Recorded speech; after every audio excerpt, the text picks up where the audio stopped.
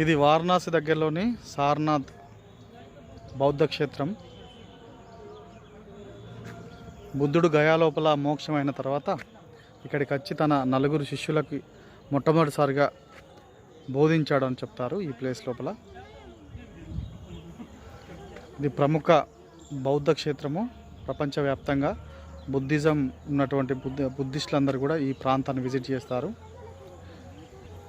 అంటే వారణాసికి మనకు రెండు ప్రత్యేకతలు ఉన్నాయి. ఒకటి హిందువులకు కాశీ క్షేత్రము, అట్లే బౌద్ధులకు ఈ సారనాథ్ బౌద్ధ క్షేత్రం.